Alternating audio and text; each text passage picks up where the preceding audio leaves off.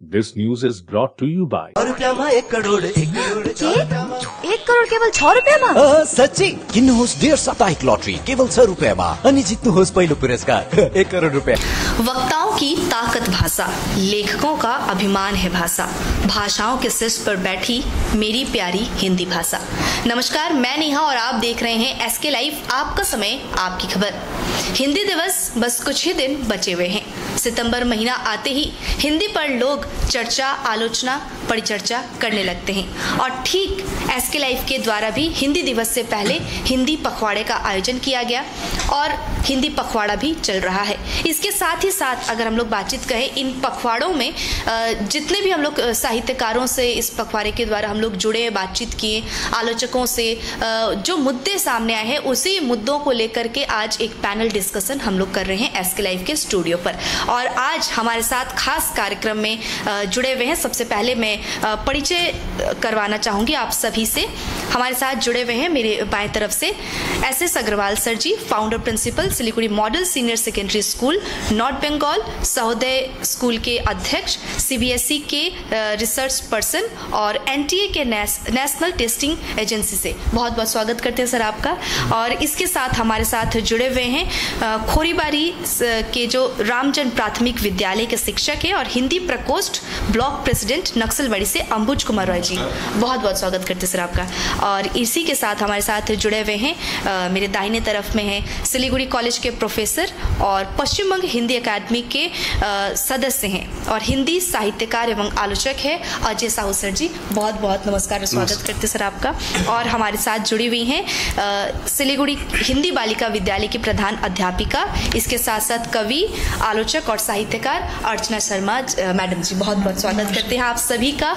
और इसी के साथ हिंदी को लेकर के हम लोग बातचीत करेंगे और इसके साथ ही मैं सबसे पहला प्रश्न जो है ये रखना चाहूँगी आप सभी के सामने कि हिंदी दिवस के उपलक्ष्य पर हम जब आप सभी से बातचीत कर रहे थे तो रूपरेखा, दशा दिशा हमने पहले ही देख लिया है, लेकिन आज़ादी के 75 साल पूर्ण होने के साथ साथ 73वें साल पर हम लोग अगर कहें या फिर जो हिंदी को मान्यता मिली है और इसके बाद 69 ईयर्स 69 साल हो चुके हैं हिंदी दिवस पालन करते हुए। लेकिन क्या आज जो हमारा शीर्षक है कि बदलते समय में हिंदी, तो क्या हिंदी अपनी अस्तित्व खोती जा रही है?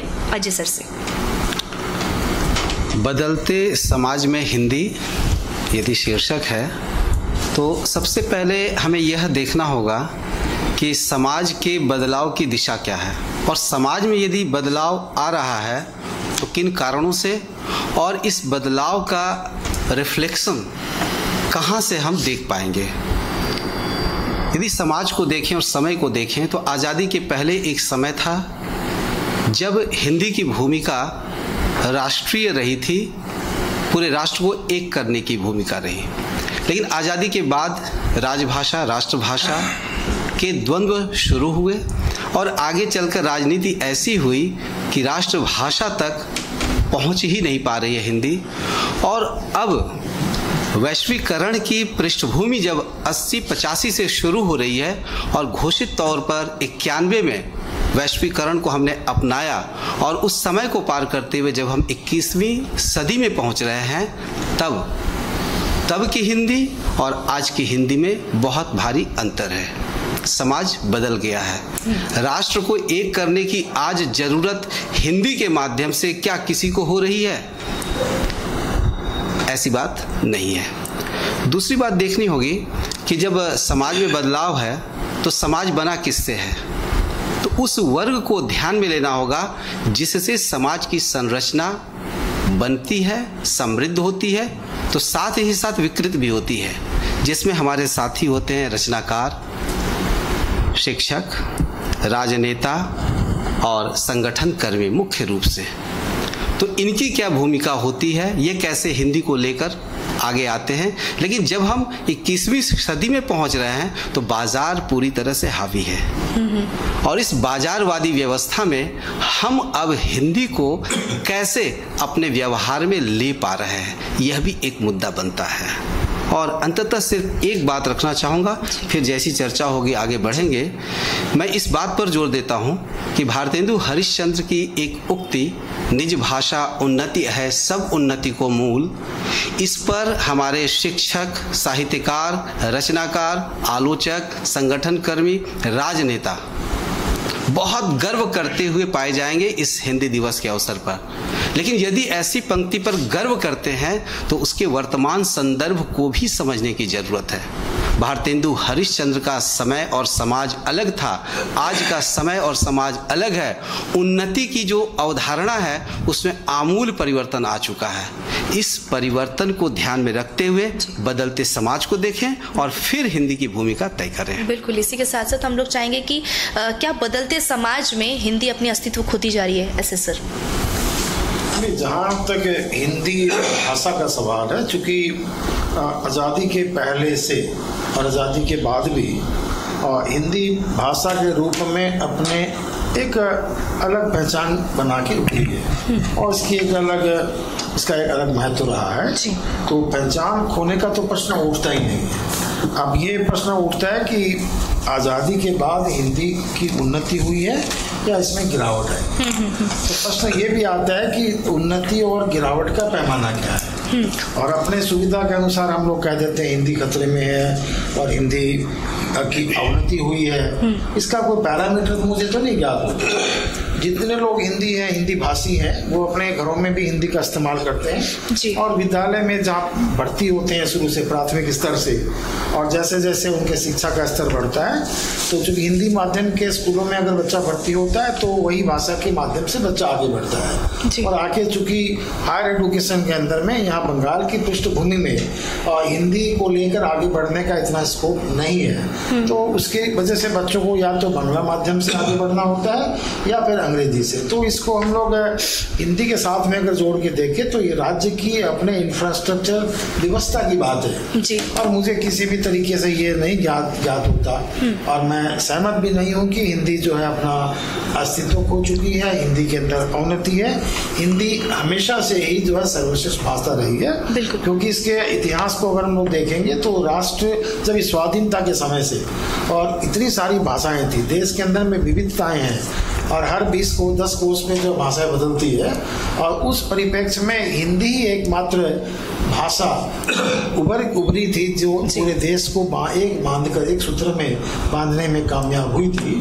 तो उसका इफेक्ट तुरंत कम हो गया ऐसी बात नहीं है। हालांकि अब जैसा कि अजय साहब जी ने बताया कि बाजारीकरण का समय है और उस बाबत उस वजह से अगर दूसरी भाषाओं के प्रति, दूसरी भाषाएं भी ऐसी जो विदेशी भाषाएं हैं, क्योंकि देश की जितनी भाषाएं हैं सबकी उन्नति हो ये सब देशवासी चाहते हैं, और हम विदेशी भाषाओं को हम व्यवहार में लाएं, विशेषकर अंग्रेजी और हिंदी से दूरी बनाएं, तो अपने आप में ये अच्छी बात नहीं है। हम लोग अगर आर्थिक तौर पर भी देखें विश्व के अंदर में जितने भी देश हैं जिन्होंने अपनी राष्ट्रभाषा, अपनी मातृभाषा को अपनाया है, आज वो जो है बहुत ऊंचे मैदान में है, और जिन्होंने जो है चोरी की है, नकल की है, अन्य की भाषाओं को आगे बढ़ाने का प्रयास किया है, आर्थिक तौर पर भी आज वो पिछली श्रेणी में आते हैं। बिल्कुल, इसी सवाल पे मैं और एक सवाल रखना चाहती हूँ, मतलब आपके ही बातों पर। बेशक हिंदी दिवस हम लोग एक दिन मनाते, लेकिन क्या पूरे साल भर हिंदी को नकारते हुए दूसरी भाषाओं को मतलब अपनाना और निज भाषा को क्या छोटा कर रहे हैं हम लोग? देखिए, हिंदी दिवस मनाने का औचित्य मेरे आज तक समझ में नहीं आया। हालांकि कई कार्यक्रम में मैं शामिल हुआ हूँ, रचनाओं का पाठ भी हुआ है जी। ऐसी क्या आवश्यकता है कि हमें हिंदी को एक दिन मनाने की जरूरत? बिल्कुल। तो जो बिल्कुल साफ समझ में जो बात आ रही है कि आज हिंदी जो एक जन जन की भाषा बननी चाहिए थी, शायद अपनी इस मंजिल तक वो नहीं पहुंच पाई है और इस मंजिल को वो छू नहीं पाई है, तभी इस तरह के कार्यक्रम का प्रावधान रखा जाता है सरकारी तौर पर, और इसको जन जन की भाषा बनाना है। तो हिंदी दिवस एक दिन नहीं 365 दिन हमें मनाना होगा, तब ये हम लोग उस माध्यम से इस जन जन की भाषा बन सकती है और उसके प्रति प्रयास हो सकता है। जी बिल्कुल, बनाने से कुछ नहीं होने वाला। जी सर, बिल्कुल। इसी चर्चा को आगे बरकरार रखते हुए यही टॉपिक अर्चना मैम से हम लोग पूछना चाहेंगे कि मैम क्या हम लोग सारे साल भर अगर दूसरे भाषाओं की तरफ जाते तो अपनी भाषा की अपमान है या फिर छोड़ देते हम लोग? देखिए नेहा, जैसे डॉक्टर साहब ने कहा कि 365 दिन ही हिंदी दिवस मनाना चाहिए, इसमें मैं भी सहमत हूँ इस बात में, क्योंकि एक दिन हिंदी दिवस मना के हम हिंदी के लिए वाहवाही नहीं लूट सकते हैं। जिस प्रकार स्कूलों में भी मातृ दिवस, फादर्स डे है ना, मदर्स डे मनाते हैं, तो एक दिन मनाकर अपनी माँ का आप सम्मान नहीं कर सकते। अपनी माँ का सम्मान तो आप हमेशा 365 दिन करना है। और हिंदी को जहाँ देखा जाता है कि अपनी माँ बोलते हैं, मातृभाषा बोलते हैं, तो फिर अपनी मातृभाषा के एक दिन हम इतना सम्मानित क्यों करें? 365 दिन ही सम्मान क्यों ना हो इसका, ये बात है। और हिंदी की गरिमा को बढ़ाने के लिए हिंदी भाषा भाषी जब अगर आगे नहीं आएंगे तो फिर कैसे उसकी गरिमा हम बरकरार रख सकते हैं? बिल्कुल। और इसके लिए यही रहेगा कि हिंदी में जो हम हिंदी माध्यम के विद्यालय उसमें तो होती है, अंग्रेजी माध्यम के विद्यालय में भी हिंदी एक विषय रहता है जिसमें उसकी प्रखरता दी जाती है, उसका बढ़ावा दिया जाता है। और हिंदी की गरिमा को बढ़ाने के लिए हमें सभी जागरूक होना पड़ेगा और उसको आगे बढ़ाने के लिए हिंदी दिवस ही नहीं, हमेशा हिंदी को प्रमुखता देनी पड़ेगी, तभी हम हिंदी की गरिमा को और भी शिखर तक पहुंचा सकते हैं। इसके साथ ही अगर इसी सवाल पे हम लोग, इसी बात पे हम लोग और एक सवाल रखें, क्योंकि आप और एसएस सर दोनों ही अंग्रेजी माध्यम स्कूलों से जुड़ी हुई हैं, आप अपने विद्यालयों में किस प्रकार से हिंदी को प्रोत्साहित देने के लिए साल भर या फिर हिंदी दिवस के उपलक्ष्य में कार्यक्रम करते हैं? हाँ, देखिए, मेरे विद्यालय में कहा जाए तो मैं ये करती हूँ कि प्रत्येक बच्चे जो है हर दिन हिंदी एक पेज लिखेंगे और पढ़ेंगे, चाहे इंग्लिश मीडियम के बच्चे हो चाहे हिंदी मीडियम के। क्यों? क्योंकि उनकी इंग्लिश और हिंदी की हैंडराइटिंग इतनी मतलब खराब हो चुकी, इसलिए एकदम इंस्ट्रक्शन दिया हुआ है कि आप हिंदी की हैंडराइटिंग डेली, मुझे कभी भी सरप्राइज विजिट करूंगी, मुझे देखना है बच्चे लिखते हैं कि नहीं लिखते हैं। इससे असर क्या हुआ है कि बच्चों की इम्प्रूव हुई है हिंदी की हैंडराइटिंग, और उसकी लिखने के बाद मैंने बोला है कि आप उसे रीडिंग करिए, तो बच्चे की राइटिंग स्किल भी, रीडिंग स्किल भी थोड़ी बढ़ रही है। तो ये हम लोगों ने मुहिम चलाई है कि हम हिंदी की गरिमा को बढ़ाने की, क्योंकि खासकर में देखा जाता है नेहा कि अंग्रेजी माध्यम के जो बच्चे, उनकी हिंदी बहुत वीक रहती है जी। और हिंदी वीक रहने का कारण रहता है कि पेरेंट्स आते हैं बोले कि हमारे बच्चे की मिस अंग्रेजी हिंदी बहुत खराब है, तो मैं बोलती घर में क्या लैंग्वेज बोलते हैं? बोलते हिंदी बोलते हैं। तो फिर आप कम से कम, माँ बोलती हम पढ़े लिखे नहीं हैं, बोले आप पढ़े लिखे नहीं हो तो कम से कम अपने बच्चों को आप रीडिंग करता हुआ सुन सकते हैं और उसको लिखने के लिए हैबिट आप डाल सकते हैं। तो ये अगर मुहिम हम चलाते हैं कि अपने बच्चों को अपनी भाषा में कम से कम अच्छे से, आज का 8 का बच्चा, शर्म आती मुझे, आज 8, 9, 9 पढ़ने वाले बच्चे भी हैं कि अच्छे से फ्लुएंटली हिंदी नहीं पढ़ पाते हैं। बिल्कुल। तो उसके लिए तो हमारा केवल, हम सरकार नहीं कर रही, हम नहीं कर रहे, नहीं, माँ बाप को भी कर्तव्य इसमें बनता है कि हम अपने बच्चों को कम से कम रीडिंग स्किल में परफेक्ट बनाएं और राइटिंग भी उसकी ठीक हो। बिल्कुल बिल्कुल मैम, इसी की तरफ हम लोग आगे चले तो ऐसे सर से भी मैं यही जानना चाहूंगी कि आप भी इतने बड़े एक अंग्रेजी माध्यम के विद्यालय को चला रहे हैं, किस प्रकार से आप लोग प्रोत्साहित देते हैं और पेरेंट्स के लिए क्या सुझाव रहता है? देखिए, अंग्रेजी विद्यालय का एक माध्यम है, विद्यालय की संस्कृति नहीं है। और हमारे विद्यालय की संस्कृति है राष्ट्रवादी संस्कृति, भारतीय संस्कृति जी। और जब हम भारतीयता की बात करेंगे तो वो हिंदी से हटकर राष्ट्रीयता नहीं बन सकती है। और प्रयास ये है, जैसे कि अभिभावकों की जो आकांक्षाएं थी, उनकी अपेक्षाएं थी कि उनके बच्चे जो अंग्रेजी माध्यम से पढ़कर आगे बढ़े, तो उसको हम लोग मेंटेन करते हुए हिंदी के साथ में किसी तरह का भी एक दोगला व्यवहार, हिंदी को छोटी कर कर अंग्रेजी को बड़ा करने का कभी भी प्रयास नहीं रहा है। समानता, सभी साथ समान करके हम लोग चलने की बात है। हिंदी को अलग नहीं है, हिंदी को साथ लेकर चलने की बात है। कम से कम हम लोग के विद्यालय में ये हम लोग प्रयास बिल्कुल करते हैं। बिल्कुल। और जहाँ तक बच्चों की भाषा सीखने का सवाल है, कई बार ऐसा कहते हैं, सुनने में आता है कि अंग्रेजी माध्यम के बच्चे का हिंदी अच्छा नहीं है, तो अंग्रेजी माध्यम के कई बच्चे जिनका तो अंग्रेजी भी ठीक नहीं है, तो इसलिए जो है हम लोग इसको जनरलाइज फॉर्मेट में चर्चा नहीं कर सकते।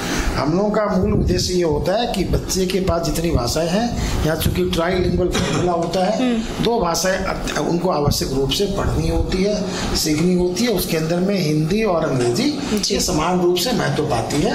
और तीसरी भाषा, थर्ड लैंग्वेज, जो 5वीं से 8वीं तक पढ़ाते हैं, ये बच्चे को 4 साल पढ़नी होती है, चाहे वो बांग्ला हो या नेपाली हो। बिल्कुल। अगर सर आपकी इसी बात में मैं ये कहना चाहूँ, आपसे भी, आपसे अम्बुज सर से पूछते हैं ये बात क्योंकि आप हिंदी प्रकोष्ठ के ब्लॉक प्रेसिडेंट भी है नक्सलबाड़ी से, तो क्या 5 to 8 तक ही हिंदी की शिक्षा देनी ठीक है, या फिर इस सेक्शन को थोड़ा सा और बढ़ाना चाहिए, या फिर 11-12 तक ये होना अच्छा है? सर्वप्रथम मैं बताना चाहूँगा कि जब देश आज़ाद हुआ तो देश की आज़ादी में हिंदी की बहुत अच्छी भूमिका थी। देश आज़ादी के बाद यह निर्धारित किया गया कि देश मतलब यहाँ की भाषा को जो है हिंदी ही ऑफिशियल भाषा हिंदी ही रहेगी, और 15 साल तक अंग्रेजी को हिंदी के साथ चलाया जाएगा जी। और धीरे धीरे अंग्रेजी को ख़त्म कर दिया जाएगा। लेकिन अफसोस होता है कि भगवान राम का वनवास भी 14 सालों में ख़त्म हो गया और हिंदी का वनवास अभी तक ख़त्म नहीं हो पाया।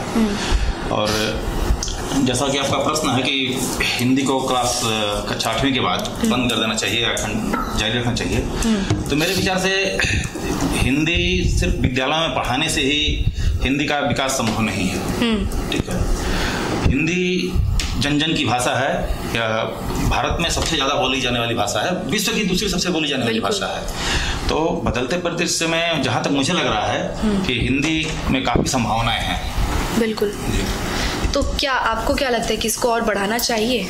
जी बिल्कुल। अगर किसी विद्यालयों में जो अंग्रेजी माध्यम के जो विद्यालय हैं, मुझे लगता है शायद अंग्रेजी माध्यम के विद्यालय में क्लास 10 तक हिंदी कंपलसरी है ना मैडम? जी 10 तक है। 11-12 ऑप्शनल हो जाता है, ऑप्शनल हो जाता है। 11वीं-12वीं में हिंदी जो है आपका ऐच्छिक विषय है, आप रख भी सकती हैं, नहीं भी रख सकती हैं।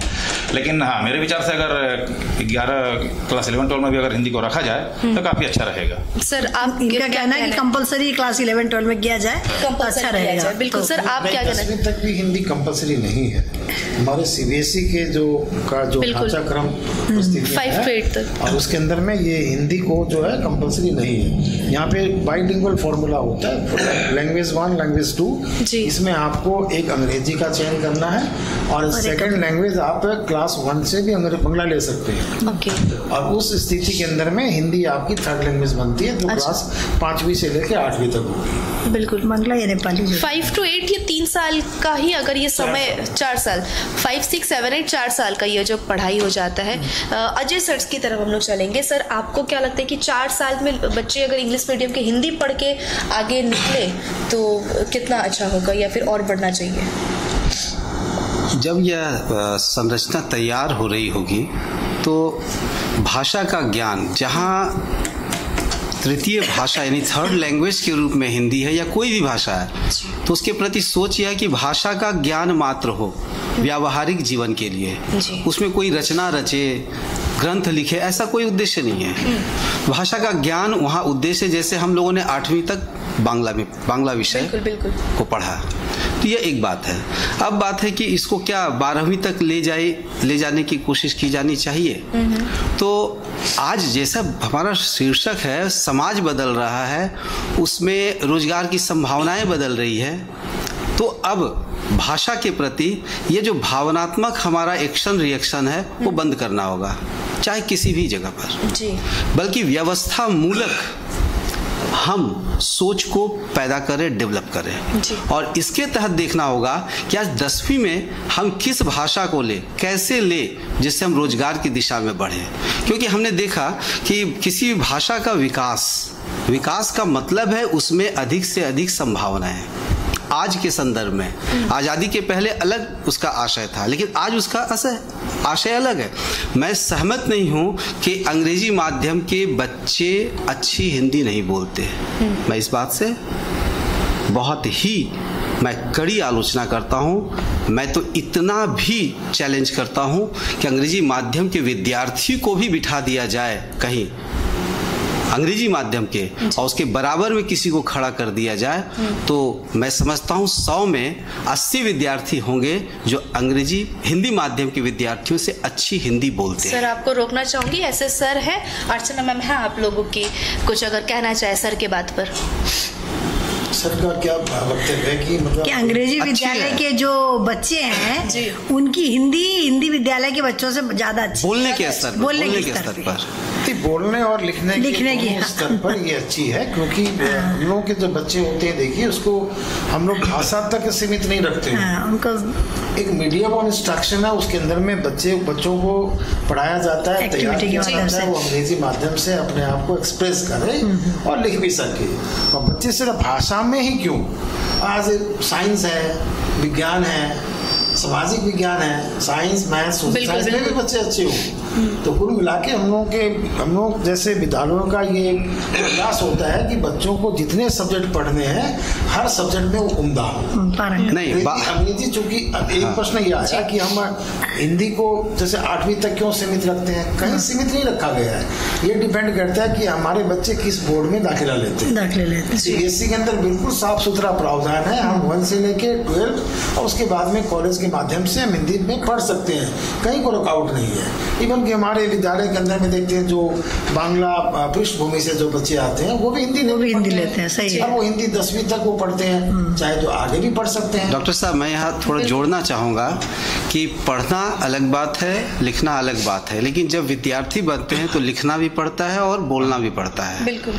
जहाँ तक लिखने की बात है तो अंग्रेजी माध्यम के विद्यार्थियों की एक कह सकते हैं कि माइंड सेट है उनका कि हिंदी वो सप्ताह में 1 दिन पढ़ लेंगे हो जाएगा, क्योंकि बाकी सब्जेक्ट इतने भास्ट हैं, क्योंकि उसे पढ़ करके हमें रोजगार की तरफ जाना होगा। हिंदी से कोई रोजगार की जरूरत महसूस नहीं होती है, इस कारण उसे पढ़ने के लिखने के मामले में, पाठ्यक्रम के मामले में बहुत हल्के में लेते हैं। लेकिन उनका उच्चारण आप देखें बहुत ही अच्छा है, शुद्ध हिंदी जिसको कहेंगे। अब शुद्ध हिंदी का मतलब भी अलग तरह की क्लिष्ट हिंदी तो नहीं है, ऐसी बात नहीं। हिंदी से रोजगार नहीं है, ऐसा नहीं है अजय जी। मैंने कब कहा कि नहीं है? मैंने कहा कि है। आप भी हिंदी से ही किसने कहा संभावनाएं कम है? नहीं, मैं ये कहना चाह रहा हूँ कि वहाँ वजन नहीं देते हैं बच्चे, नहीं देते हैं। उनका एक अपना माइंडसेट चलता है कि हमें किस भाषा से आगे बढ़ना है। संभावनाएं कम है, मतलब सर कहना चाह रहे हैं हिंदी माध्यम से जो छात्र पढ़ते हैं, नहीं ऐसी बात नहीं है, वे जानते नहीं है, संभावनाओं को जानते नहीं है, ये उनकी कमी है। मतलब संभावनाएं अपार हैं, उनको ठीक से नहीं मिल पाता, इसलिए वो आगे नहीं आ पाते। सर आप कुछ कर रहे हैं? मैं जोड़ना चाहता हूँ कि जैसे हिंदी हफ्ते में 1 दिन पढ़ने से हो जाता है, ये गलत फहमी है। लैंग्वेज 1 और लैंग्वेज 2 दोनों ही समान जो है दर्जा पाती है। बिल्कुल। हफ्ते में हर दिन। डॉक्टर साहब, ये सिद्धांत की बात हुई, मैं व्यवहार की बात कर रहा हूँ, मैं व्यवहार की बात कर रहा हूँ। हमारे यहाँ आपके यहाँ के भी बच्चे आते हैं और हिंदी माध्यम के बच्चे भी आते हैं, सभी आते हैं मिला जुला करके। मैंने उनकी स्टडी की, और जो विद्यार्थी अभी अंग्रेजी माध्यम में पढ़ रहे हैं वे हिंदी भाषा को लेकर, साहित्य को लेकर जो भी पाठ्यक्रम में है, क्यों सीरियस हो? मेरा सवाल है, क्यों सीरियस हो उस पर? काम चलाने लायक वे लिखना जान रहे हैं, पढ़ना जान रहे हैं और पास कर रहे हैं, व्यावहारिक स्थिति है, इसको ध्यान में लें। विद्यालय में 6 दिन हिंदी पढ़ाया जाता है। दुखी हूँ, मैं सहमत नहीं हूँ इस चीज से। वहाँ पे पास लायक अपने आप को बच्चा तैयार नहीं करना चाहते। पास का मतलब है 100 में से 33 नंबर लेकर वो खुश हो जाएंगे, पास का तात्पर्य ये है। जी। हिंदी में भी उनको जो है अन्य सब्जेक्ट की तरह वहाँ भी 90+ चाहिए, उसके लिए पढ़ना होगा उनको, बहुत मेहनत और हिंदी को कभी भी इस दर्जे से नहीं देखा जा सकता। Hindi is as important as English. Hindi उतनी महत्वपूर्ण है जितनी विज्ञान है, गणित है, सामाजिक विज्ञान। ये तो है, ये देखिए ये बात है, लेकिन है कि विद्यार्थी किस स्तर से ले रहे हैं हिंदी को, यह तो व्यावहारिक स्थिति है। और मैं इसमें कहीं विद्यार्थियों की कमी नहीं देख रहा हूँ, क्योंकि जहाँ 10 विषय अंग्रेजी माध्यम में पढ़ रहे हैं और उनसे भविष्य देख रहे हैं, अब अंग्रेजी माध्यम के बच्चे हिंदी में कोई भविष्य तय करने वाले नहीं है, तो क्यों वहाँ वजन दे? समय में, बदलते समाज में हम लोग हिंदी को देख रहे हैं और इसको लेकर के विषय में बातचीत कर रहे हैं। अगर हम लोग हिंदी और इंग्लिश मीडियम के स्कूलों पे ना चले, नहीं तो फिर ऐसा भी हो सकता है कि हिंदी मीडियम के जो स्कूल के बच्चे फिर वो अंग्रेजी अच्छे तरीके से नहीं बोल पाते, फिर वो टॉपिक आ जाएगा, तो हम लोग टॉपिक से दरकिनार हो जाएंगे। वापस आते टॉपिक पे, बदलते समाज में हिंदी। राज्य सरकार की अगर हम लोग बातचीत करें, पूरे पश्चिम बंगाल की अगर हम लोग बातचीत करें, तो सरकार की तरफ से बेशक हिंदी विद्यालय, विश्वविद्यालय, स्कूल, कॉलेज सब कुछ बनाए जा रहे हैं, लेकिन क्या वो सारी मूलभूत सुविधाएं, सेवाएं बच्चों को वो सब मिल रही है, या फिर कुछ इंफ्रास्ट्रक्चर की कुछ कमी है, या फिर क्या वजह है? अम्बुज सर। सरकारी विद्यालयों में, जब से मैं इस सरकार की बात कर रहा हूँ, वर्तमान सरकार पश्चिम बंगाल में हिंदी को लेकर बहुत ही सशक्त है जी। जितनी दूसरी भाषाओं को जो महत्व दिया जा रहा था पहले, जब से यह सरकार आई है, इन्होंने खासकर हिंदी अकादमी बनाई, हिंदी प्रकोष्ठ का गठन किया। हिंदी अकादमी बनाने का मुख्य उद्देश्य यही था कि हिंदी को भी वह दर्जा दिया जाए जो पश्चिम बंगाल में बांग्ला भाषा को मिला हुआ है। तो सरकार की इस कार्य से हम जो काफी मैं यहाँ जोड़ रहा हूँ, हिंदी अकादमी पहले भी रही और हमेशा से रही है। ये पहली बार ऐसे नहीं कि पहली बार चर्चा में मतलब पहले आई है, पहले से इसके चर्चा में नहीं थी। इसकी कार्य प्रणाली आज बदल गई है। हिंदी प्रकोष्ठ असल में हिंदी अकादमी का जो अकादमी के कार्य की जो प्रणाली है अभी थोड़ा दूसरे ढंग से है, ये इसलिए नजर में आ गई है और पहले नजर में नहीं आती थी। वर्तमान सरकार हिंदी अकादमी को लेकर सरकार जितनी चिंतित है उतनी मैंने दूसरी सरकारों को नहीं देखा है। हाँ, यह कह सकते हैं जी। तो इस सरकार से हमें काफी उम्मीदें हैं और हिंदी के प्रचार प्रसार में यह सरकार अपना भरपूर योगदान दे रही है। सर, योगदान तो दे रही है, लेकिन सवाल ये है कि क्या बच्चों को वो सारी मूलभूत सेवाएं जो है वो मिल पा रही है, या फिर कुछ इंफ्रास्ट्रक्चर की, कुछ आधुनिक अगर हम लोग कहें कुछ चीज़ों की कमी है जिस वजह से लोग हिंदी की तरफ से हट के दूसरे माध्यम के विद्यालयों पे जा रहे पढ़ने? चलिए, दूसरे माध्यम के विद्यालयों में जाना यह जो बच्चे के जो अभिभावक हैं वो ठीक करते हैं कि उनका बच्चा किस मतलब विद्यालय में पढ़ेगा, वह हिंदी मीडियम में पढ़ेगा, बांग्ला मीडियम में पढ़ेगा, या वह बच्चा अंग्रेजी माध्यम के विद्यालयों में जाएगा। इसके लिए तो मुझे नहीं लगता कहीं भी सरकार की जिम्मेदारी है। अच्छा। उसके लिए अभिभावक स्वतंत्र हैं अपने बच्चों को। नहीं, नेहा का प्रश्न ये है कि हमारा इंफ्रास्ट्रक्चर, सपोज आपका ये घर पूरा रेडी कर लिया नेहा, ठीक है, अब स्टूडियो पूरा है, आपके पास लेंस नहीं है, कैमरा नहीं है, आपका इंफ्रास्ट्रक्चर अगर रेडी नहीं है तो आप कैसे इसको यूटिलाइज करेंगे? बिल्कुल। तो मतलब कहना ये चाह रही है कि आपका जो गवर्नमेंट ने आपका फैसिलिटी दे दी है, सरकारी फैसिलिटी दे रही है, परंतु क्या उसमें पूरा इंफ्रास्ट्रक्चर, टीचर्स, उनकी पूरी लाइब्रेरी, पूरी फैसिलिटी है क्या? सब कुछ है सरकारी स्कूल के अंदर। क्योंकि आप हिंदी प्रकोष्ठ से हैं, नक्सलबाड़ी आपका ही इलाका पकड़े, तो वहाँ पे जो विद्यालय हैं सरकारी तौर पर, उनकी हालत की अगर हम लोग बात कहें तो क्या देखते हैं? नक्सलबाड़ी में जितने भी सरकारी विद्यालय हैं वो काफी मतलब अच्छी स्थिति में है, आप जाकर के देख सकती हैं। मतलब नक्सलबाड़ी ब्लॉक में हिंदी माध्यम का एक बहुत बड़ा विद्यालय है, सुमाया सूर्य नारायण हाई स्कूल, और वह विद्यालय जो है आज के डेट में अत्याधुनिक सुविधा से विद्यालय लैस है। यहाँ तक कि उस स्कूल में बच्चों के व्यायाम करने के लिए राज्य सरकार द्वारा जिम की व्यवस्था करवाई गई है। तो हमें यह कहीं भी नहीं लगता है कि मतलब यह सरकार जो है हिंदी भाषा भाषियों के प्रति उतनी जागरूक नहीं है। जहाँ तक मैं नक्सलबाड़ी ब्लॉक की बात करता हूँ तो वहाँ पे 2-3 विद्यालय हैं और काफी मतलब अत्याधुनिक सुविधा से विद्यालय हैं। वहाँ हिंदी शिक्षकों की कमी नहीं है, हिंदी शिक्षकों की भरमार पड़ी हुई है। जी, बहुत बढ़िया। ऐसे सर, आप कुछ कहना चाहेंगे इस मुद्दे पर? देखिए, हिंदी अकादमी जो है ये पहले से रही है, जैसा कि ज्ञात फैक्ट है जी, और इसमें धूल लग गई थी और धूल साफ करने का काम शायद आज की सरकार ने किया है। और इसमें हिंदी अकादमी के जीवंत होने से विद्यालयों की जो स्थितियां सुधर जाएंगी या सुधर गई, ये कोई मानने की बात नहीं। सुधर रही है सर, धीरे धीरे रे मना धीरे सब। एक बात मैं जोड़ना चाहूंगा कि बार बार आती है सरकार। हाँ। तो सरकार जब शिक्षा और भाषा की व्यवस्था करती है तो उनका लक्ष्य बहुसंख्यक समाज होता है। उनकी नज़र में गरीब से गरीब बच्चे भी उसे प्राप्त कर सके, यह लक्ष्य होता है। इसी के हिसाब से उनकी फीस रखी जाती है, सारी चीज़ें। दूसरी बात, सर्व शिक्षा मिशन है, सबको शिक्षा मिले। जब हम सबके लिए शिक्षा देने जाएंगे तो मैं समझता हूँ कभी भी कोई भी सरकार सबको एकदम बराबरी के, जैसे अभी एक तरफ प्राइवेट स्कूल है, उस बराबरी में मूलभूत इंफ्रास्ट्रक्चर उपलब्ध करा दे, मूलभूत संरचना, ऐसा संभव नहीं है। हाँ, यह देखना होगा कि 5 साल पहले कैसा था, अब कैसा है, ये तुलनात्मक हम देख सकते हैं। मेरा ये कहना है। बिल्कुल सर, आपसे एक बात मैं जोड़ना चाहता हूँ। एक्चुअल में सरकारी विद्यालय जो है और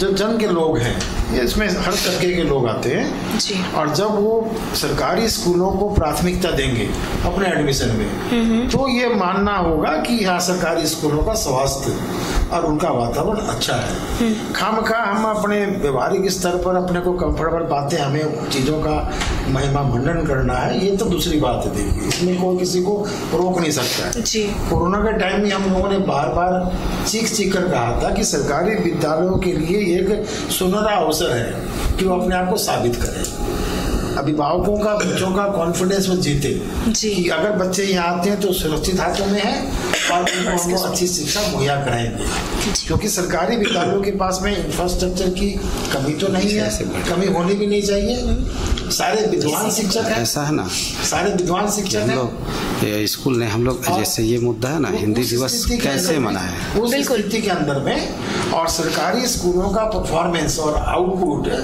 अच्छा होना चाहिए, यही अपेक्षित है। जी सर। और इसीलिए क्या होता है, एकेडमी के बनने ना बनने से व्यक्तिगत तौर पे मैं बहुत बदलाव नहीं देख पा रहा हूँ उसमें। बिल्कुल, आपका एक आरोप है कि एकेडमी बनने के बावजूद भी कुछ बदलाव नहीं देखा जा रहा। हालांकि मैं एक बढ़ावा या फिर राज्य सरकार के एक बढ़ावा या फिर उनको हम कह सकते हैं कि अच्छे तरीके से हम देख सकते हैं कि मिड डे मील दिया जा रहा है बच्चों को भी बराबर रूप से फीस सब कुछ मिल रही है, लेकिन कुछ विद्यालय अपने सिलीगुड़ी शहर में ही अगर ऐसा देखा जाए स्थिति काफ़ी ज़्यादा खराब है।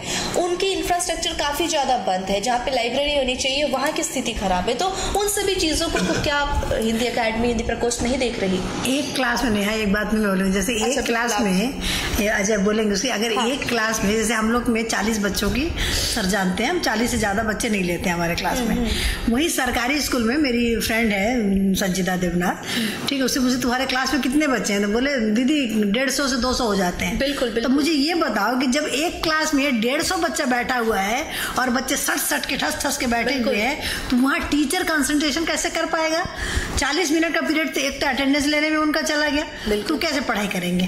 तो क्या इसके लिए सरकार का कोई समाधान नहीं है कि एक क्लास में 40 नहीं 60 बच्चे बैठाओ तुम? जी बिल्कुल। इस क्लास में इतने सारे बच्चे क्यों बैठा रहे हैं? और बेंच वगैरह में भी बच्चे ठूस के मैं तो देखती ठूस के बच्चे बैठे हुए हैं। सरकार का ध्यान जाना चाहिए। मुझे ऐसा लगता है कि न तो यह काम अकादमी का है, अकादमी का काम अलग ढंग का है कि कैसे हम सुविधा कुछ दे सकते हैं अकादमी की ओर से। करना हो सकता है सर? नहीं, वह भी अधिकार नहीं है, बिल्कुल नहीं है, ये जान लें हम लोग। अकादमी है, जैसे अभी वर्तमान में अकादमी है तो उसने तय किया है भाषा, कला, साहित्य और संस्कृति 4 आयाम है जिसमें हम प्रचार कार्य करेंगे। अब रही बात अकादमी ने क्या किया, जैसा कि हम बार बार कहते हैं कि हिंदी दिवस एक दिन मनाते हैं, 365 दिन हिंदी कैसे मनाएं?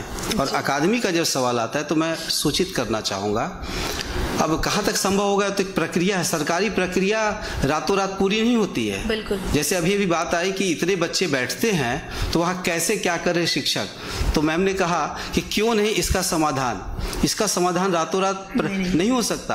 अब अंग्रेजी माध्यम या जो भी माध्यम के हो, जहाँ व्यवस्था अपने नियंत्रण में है वहाँ हम शिक्षक को रख लेंगे, लेकिन सरकारी स्कूलों में तो संभव नहीं है। तो वहाँ उनकी अपनी प्रक्रिया है और प्रक्रिया के साथ कैसी विडंबनाएं हम जग जाहिर है, उसमें हम नहीं जाएंगे। लेकिन अकादमी ने एक पहल बनाई है कि हर विद्यालय, जैसे अभी सूची मैंने ही बनाकर भेजी है, लगभग 15 संस्थान जहां साहित्य कोश उपलब्ध कराया जाएगा अकादमी की ओर से। बिल्कुल। लाइब्रेरी में यदि पुस्तकें कम है तो कहा गया है माल बाजार में एक बैठक में कि सूची बनाकर अकादमी को उपलब्ध कराए, हम लोग पुस्तकें भिजवाएंगे। हम इतना कर सकते हैं जी सर। लेकिन दूसरी बात जो छूट जा रही है करते करते कि हिंदी दिवस हम साल भर क्यों नहीं मनाते? सवाल है कैसे मनाएं? मैं समझता हूं यदि रोज हम एक शब्द सीखें, चाहे हम किसी भी स्तर के वक्ता हों। पहले मेरा जो एक सवाल था उस पर किस तरीके से विचार किया जाए, क्योंकि बिल्कुल सरकार को ये बातों से अवगत होंगी या फिर कुछ वीडियो स्कूल के हो चाहे सरकारी संस्थानों के जो वायरल होती रहती है कभी ना कभी, अभी हाल फिलहाल की नहीं बात कर रही, तो ऐसा नहीं होता कि प्रोसेस के जरिए सरकार तक ये बात पहुंचती होगी कि ये विद्यालय खराब है, यहाँ पे ये चीज की सुविधा होनी चाहिए, कहीं की बिल्डिंग खराब है, वो सारी ठीक ठाक होनी चाहिए। तो उसके लिए जो प्रोसेस है वो प्रोसेस क्यों नहीं अप्लाई होती या फिर कहीं बीच में रुकावट? मैं समझता हूँ कहीं ना कहीं सारा इशारा नेहा जी का, यहाँ एक विद्यालय है जहाँ की स्थिति बहुत खराब है, वैसे और भी है। बिल्कुल, बहुत सारे हैं। चूंकि मैं उस स्कूल के साथ जुड़ा और व्यवस्था को मैंने देखा और जो पाया, मैं फीडबैक देना चाह रहा हूँ कि चेयरपर्सन एक्टिव नहीं है। औपचारिकता है कि नाम नहीं लिया जाए, चेयरपर्सन एक्टिव हो तो बहुत कुछ आगे बढ़ सकता है। सवाल यह है कि हम कोई भी काम क्यों करते हैं? हम एक स्कूल के हेडमास्टर या हेडमिस्ट्रेस बनते हैं तो क्यों बनते हैं? क्या विजन है? विजन लेस यदि होगा हेडमास्टर और हेडमिस्ट्रेस तो कुछ नहीं होगा। सरकार देने के लिए बैठी हुई है, क्या प्रपोजल बनाना आता है?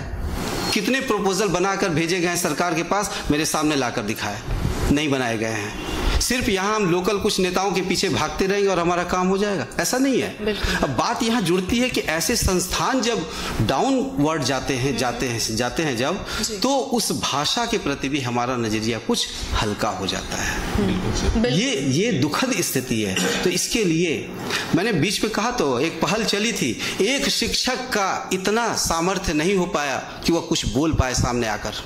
क्यों? मैं कहीं आंदोलन करने के लिए नहीं कह रहा हूं, आंदोलन से कुछ नहीं होने वाला है, क्योंकि इस सरकार में, वर्तमान सरकार में आंदोलन के बिना कई ऐसे काम हुए हैं, जैसे हिंदी में बीएड की उत्तर पुस्तिका लिखने की अनुमति का मिल जाना। कहाँ आंदोलन हुआ, कोई बताए? बिल्कुल नहीं, कुछ नहीं हुआ। और कुछ दिनों में हो सकता है कि जनरल डिग्री कॉलेज में भी हिंदी में उत्तर पुस्तिका लिखने का मौका मिल जाए। सवाल यह है, चूंकि मैं व्यवस्था से भी जुड़ा हुआ, इसलिए बार बार कहता हूं, हिंदी दिवस मनाने के लिए एक दिन पर्याप्त नहीं है। हम शिक्षक और जो भी जुड़े हुए हैं, हिंदी भाषा से लगाव रखते हैं, जुड़े हुए हैं, वे लोग व्यवस्था मूलक काम करें। हिंदी दिवस पर सिर्फ ऐसी कविताएं न रचे, हिंदी माथे की बिंदी, मत उतार दो बिंदी को, उससे कुछ नहीं जाता। आज बिना बिंदी की भी औरतें सुंदर होती है। जरूरत नहीं है ऐसी कविताओं की, डॉक्टर साहब सहमत होंगे। ऐसी कविताओं से हिंदी का क्या होगा? हम हिंदी को बचा रहे हैं या हिंदी में 2-4 कविता लिखकर खुद को साहित्यकार के रूप में बचा रहे हैं? सवाल यह उठता है। हिंदी शिक्षक होने के नाते हम हिंदी को बढ़ावा दे रहे हैं या उस पेशा को अपना करके हम अपना विकास कर रहे हैं? इसलिए टोटली देखा जाए तो हम किसी संस्थान पर केंद्रित न हो, मूलभूत संरचना पर केंद्रित होकर बात नहीं कर सकते, बल्कि हमारा विजन क्या है। इसी तरह से हिंदी दिवस मनाने का हमारा विजन क्या होगा? रोज एक शब्द सीखें, सिखाएं और सीखने का अवसर पैदा करें। मैं पूछता हूं, पूरे देश में कितने ऐसे साहित्यकार हैं, आलोचक हैं, कथाकार हैं या संगठन कर्मी हैं जो हिंदी सीखने सिखाने का अवसर पैदा कर रहे हैं? जो अवसर पैदा नहीं कर सकते, वे हिंदी दिवस पर लाख कविताएं पढ़ लें, वे हिंदी के लिए नहीं कर रहे हैं, वो अपने लिए कर रहे हैं, खुद के लिए कर रहे हैं। हिंदी को नहीं बढ़ा रहे हैं, खुद को हिंदी की सीढ़ी बनाकर खुद को बढ़ा रहे हैं। जी, जहाँ तक बात है कि मतलब हिंदी दिवस हम लोग साल में एक दिन मनाते हैं, तो चलिए हर भाषा के साथ ही हम लोग एक दिन नेपाली भाषा दिवस भी मनाते हैं, बांग्ला भाषा दिवस भी मनाते हैं, सारी भाषा दिवस भी मनाया जाता है। ठीक है, तो बात है कि 14 सितंबर 1961 को हिंदी को राजभाषा का दर्जा दिया गया, इसलिए दिन को बनाने के मतलब उस दिन के अस्तित्व को बचाए रखने के लिए, ताकि उस दिन लोगों को याद रहे कि हाँ 14 सितंबर के दिन ही हिंदी को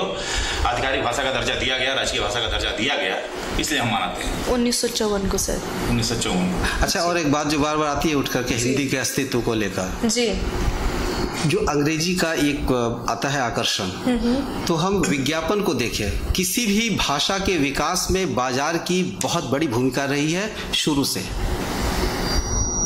ये ध्यान में रखने की बात है। और बाजार में जो विज्ञापन बन रहे हैं आज, उसकी भाषा हिंदी होती है। कोई प्रमाणित कर दे कि अंग्रेजी है, शब्द लिपि अंग्रेजी की होती है, बिल्कुल, लेकिन भाषा और शब्द हिंदी के आज भी अधिक है। हाँ, कुछ ऐसे विज्ञापन है जहां अंग्रेजी के शब्द है, इसलिए उसको लेकर के हम बहुत आतंकित हो, ऐसी बात नहीं। क्यों? क्योंकि भारत में यदि किसी को बाजार करना है, सफल करना है, तो उसे यहाँ के समाज की संरचना को समझना पड़ेगा और इसका रिफ्लेक्शन हर विज्ञापन में। आज मैं कह रहा हूं, यदि 600 करोड़ का व्यवसाय एक साउथ की फिल्म कर रही है, तो उसमें 150 करोड़ सिर्फ हिंदी से है। क्यों? बिल्कुल सर, इसी पर हम लोग इसी बात पे एक सवाल ये है कि हिंदी आज के समय में कहीं ना कहीं कठिन होती चली जा रही है। आज के बच्चे, आज की युवा पीढ़ी, या फिर 5-10 साल पहले की बात कहें तो लोग आमतौर पर हिंदी समझ लिया करते थे, लेकिन अभी वो नहीं हो रहा है। एक तो हिंदी कठिन होती जा रही है और उस कठिनाइयों को समझते हुए लोग अंग्रेजी की तरफ रुख करे, मिक्स हो जा रही है हिंदी और इंग्लिश दोनों तरफ। अब ऐसे में अगर हम लोग देखें तो क्या मिश्रण हिंदी आने वाले समय में भविष्य होगा? शुद्ध हिंदी की तो शायद ही सवाल पैदा होती होगी। देखिए, मैं निहायत इसमें 1-2 बातें कहूँ मैं आपको उत्तर से पहले।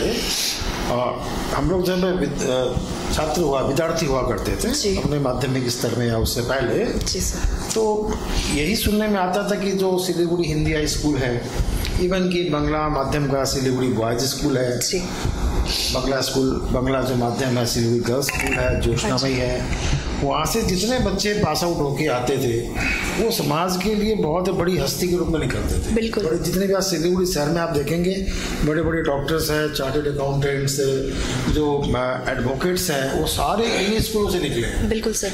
और अभी इन स्कूलों का अगर हम लोग आउटपुट देखेंगे, स्कूल तो वही है, इंफ्रास्ट्रक्चर कुछ बढ़ा होगा, आउटपुट किंतु नदारद है। बिल्कुल बिल्कुल। तो इससे ये महसूस होता है कि जैसे जैसे समय बीता ये स्कूल धरातल की तरफ जा रहे हैं जी। अब महिमा मंडल कुछ भी कर ले, व्यवहारिक स्तर पे यही देखने को आ रहा है। और नतीजा ये हुआ कि लोगों का जो है सरकारी स्कूल जो बहुत उत्कृष्ट स्कूल हुआ करते बिल्कुल थे, बिल्कुल, और उससे पलायन हो रहा है। जहाँ लोग बच्चे बैठने के लिए सीट नहीं हुआ करती थी। और जो बच्चे निकलते थे, आज आप सिलीगुड़ी शहर में, छोटे से शहर में आप बहुत बड़े बड़े जितने भी बड़े बड़े आज सही बात है जो प्रोफेशनल्स है वो सारे हिंदी स्कूल से, सिलीगुड़ी गर्ल्स बांग्ला स्कूलों से। आप लोग भी शायद हिंदी हाई स्कूल से ही आप लोग पढ़े हुए हैं। बिल्कुल।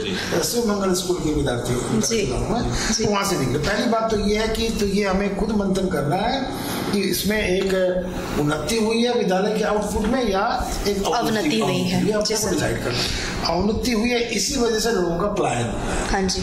अब इंफ्रास्ट्रक्चर देखिए, सरकारी स्कूलों के पास सब कुछ है। हम लोग बार बार कहते हैं कि अभाव है तो कार्य संस्कृति का अभाव है एंड अकाउंटेबिलिटी। बिल्कुल। कार्य संस्कृति जैसे अभी अजय जी ने भी कहा था कि टीचर्स पर हेडमास्टर का विजन होना चाहिए। हाँ जी। वो विजन से कुछ नहीं होने वाला, वो कुछ एक्सेप्शंस हो सकते हैं। जैसे अपने एक विद्यालय वहाँ पे एक हेडमास्टर है, उन्होंने अपने विजन से कुछ किया है। ये सारे जितने भी लोग होते हैं उनको लकीर का फकीर बनना ही पड़ेगा, और इनकी विजन की जो कैपेसिटी होती है वो अपने आप में डोरमेंट हो जाती है, या तो वो मिसिंग हो गई, समाप्त हो गई, इलिमिनेट हो गई, या डोरमेंट होकर रह जाती है। क्योंकि ये बोलने का और बोल के अपने विजन को आप आगे बढ़ाएंगे, मुझे ये एक्सेप्शंस बहुत एक हेडमास्टर मैं नाम बोल रहा हूँ, काफी ख्याति मिली उनके विद्यालय को। हाँ, बांग्ला मीडियम के विद्यालय ऐसे 40-50 कोर्स पे है, शमसुल आलम साहब जो है, और वो एक एक्सेप्शन है। बहुत अच्छा विद्यालय को जो है बहुत बिल्कुल सर ढांचे में डालकर वहाँ पे उन्होंने अपने विजन को कार्बनिक किया है। जी सर। और बाद में कि मेरे भी बहुत सारे मित्र हैं जो हेडमास्टर हैं, तो मुझे तो वास्तव में खेद होता है क्योंकि उनके विजन ही विलुप्त हो गया। उनको सरकारी जो है ये आदेश है, मानना है भाई छुट्टी कर दो, 2 महीने की छुट्टी कर दो, 1.5 महीने की छुट्टी कर दो, उनके पास कोई चारा नहीं है। पर हम लोग फिर भी थोड़ा सा स्वतंत्र पंछी है और अपनी बातें अदा करते हैं, हम लोग कह लेते हैं। बिल्कुल सर। बदलते समाज में हिंदी को लेकर के क्या हिंदी अभी की कठिन होती चली जा रही है? मिश्रण हिंदी क्या भविष्य है हिंदी की? देखिए, ये प्रश्न आपने पूछा कि हिंदी कठिन नहीं हुई है। हम लोगों का हिंदी से लगाव कम हो गया। अच्छा। और इस वजह से हम लोगों को ये कठिन प्रतीत हो रही है। जी सर। जबकि अंग्रेजी की तरफ ज्यादा झुकाव हो रहा है। हाँ सर। और ये क्वाइट ऑब्वियस है कि हिंदी के प्रति अपना जो है नजरिया झुकाव, सामीप्य कम हुआ है, और सामीप्य कम होने का ही कारण है कि कठिन लग रही है। बिल्कुल। और हिंदी को जैसे कई बार बातें उठी कि रोजगार के साथ में, हाँ जी, तो मैं तो कहूँ आप जितने भी आप देखेंगे रोजगार का सर्वश्रेष्ठ माध्यम हिंदी है। बिल्कुल। आप जितने भी आज रिक्शा पुलर से लेके जो श्रम वर्ग है, और जितने भी सब हिंदी में बात करते हैं और बड़ा बढ़िया रोजगार करते हैं। वहाँ तो आपने नहीं सुना उनको कि आप अंग्रेजी में बात कर रहे हैं या कुछ कर रहे हैं। इसीलिए अगर हम लोग डायरेक्ट हिंदी को रोजगार के साथ में, ये प्रश्न उठता है कि साथ में इसको जोड़ के हम लोग इस स्थिति में न देखें, क्योंकि हम स्कूल वाले लोग हैं। डॉक्टर साहब, स्कूल में पढ़ने पढ़ाने मैं यहाँ थोड़ा सा जोड़ना चाहूँगा कि रोजगार शब्द आज विशेष और गंभीर सुचिंतित परिभाषा की मांग करता है। पहली बात, जो हमारा वर्तमान परिवेश है, रिक्शा खींचना उसको हम रोजगार कहेंगे, वह अवसर जो एक व्यवस्था के तहत हमें कहीं से उपलब्ध कराया जाए, इस नज़रिए से मैंने कहा रोजगार को। यहाँ ये बात है, अब रिक्शा लेके हम टोटो लेके मैं भी निकल सकता हूँ, लेकिन एक सिस्टम के तहत, व्यवस्था के तहत यदि ऐसा अवसर मिल रहा है आर्थिक उपार्जन का, उसे हम रोजगार कहेंगे।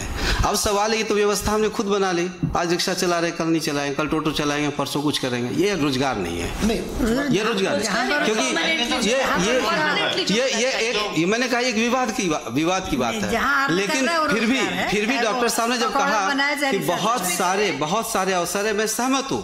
मैं अपने हिंदी भाषा के शिक्षकों से विशेष आग्रह करना चाहूंगा, एक बार जाकर सर्च करें हिंदी में रोजगार की कितनी संभावनाएं हैं। इसीलिए मैंने पश्चिम बंग हिंदी अकादमी से जो हिंदी दिवस समारोह का पालन किया जा रहा है 14 तारीख को, उसका शीर्षक ही रखा है हिंदी दिवस और हमारे सपने, और विद्यार्थियों के लिए लेख रखे गए हैं हिंदी में रोजगार के अवसर। कौन कहता है नहीं अवसर है? हम जानते नहीं हैं, यह हम स्वीकार करें, हमारी सामर्थ्य नहीं है जानने की, जानेंगे कहाँ से? मैंने इसीलिए कहा कि यदि विजन ही न हो तो कार्य संस्कृति लेके आ जाएगी। विजन बहुत जरूरी है। बिल्कुल सर, आप कुछ वर्क कल्चर तो लेना ही होगा। बिल्कुल सर, को आपको 2 मिनट के लिए रोकती हूँ सर, आप कुछ कह रहे थे। नहीं, हिंदी को हम लोग देखिए, हिंदी के माध्यम से रोजगार की हम परिकल्पना न करें कि हिंदी एक माध्यम है, हिंदी एक भाषा है, और हिंदी माध्यम और भाषा के बतौर हमें ज्ञान अर्जन करना है, विज्ञान का ज्ञान अर्जन करना है, गणित का, सामाजिक विज्ञान के अंदर में हमें ज्ञान अर्जन करना है। तो ये एक तरह का मैट्रिक्स है, एक माध्यम है जिससे हम अपने को अपडेट कर सकते हैं नॉलेज के साथ में, और ये हिंदी ही एकमात्र अपने को अर्थ अर्जन का साधन बनेगी। ये कुछ जरूरी नहीं है, ये एक माध्यम है। इसलिए लगता है हम लोग, इसलिए मैं कभी भी अंग्रेजी विद्यालय में नहीं गया, मैं एक हिंदी माध्यम का विद्यालय का छात्र रहा हूँ, कभी अंग्रेजी माध्यम में गया ही नहीं मैं। तो हम लोग देखते हैं, इसके अलावा ये एक स्वभाव। डॉक्टर साहब, इसीलिए कहना पड़ता है कि समाज बदल गया। आपका वो समाज था, आज का समाज बदला। यदि भाषा के साथ हमारे दैनंदिन जीवन का रोजगार परक यदि कोई भविष्य नहीं है, तो हम उस भाषा को क्यों लेंगे, क्यों माध्यम बनाएंगे, क्यों पढ़ेंगे? सवाल यह उठता है। सर, मेरे बनाना होगा। बिल्कुल, मेरे सवाल पे कठिन होती जा रही है, मैं उस पर आ रहा हूँ। कठिन नहीं, पहले नेहा जी बताएं यहाँ कि कब इन्हें पता चला, किस मौके पर कि हिंदी कठिन लगी?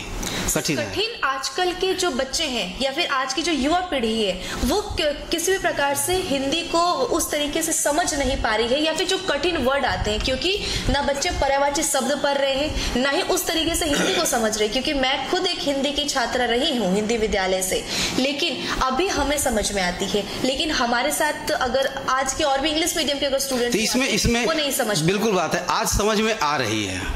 तो इसमें खामियां कहाँ हैं, या इसमें काम करने की जरूरत किस तरह से दिख रही है, हमें इस पर आना होगा। सर, वही सवाल यही है कि क्या आने वाले समय में हिंदी एक मिश्रित हिंदी हो जाएगी? सभी से मैं ये ओपिनियन चाहूंगी। क्या कि देखिए, हिंदी को अगर सच में देखा जाए तो हिंदी सच में ही बहुत कठिन भाषा है, ठीक है। और सबसे बड़ी बात है कि हिंदी जिस रूप में लिखी जाती है, हिंदी उसी रूप में पढ़ी जाती है। बिल्कुल, ठीक है। हिंदी में आपका स्मॉल लेटर, कैपिटल लेटर का कोई झंझट नहीं है।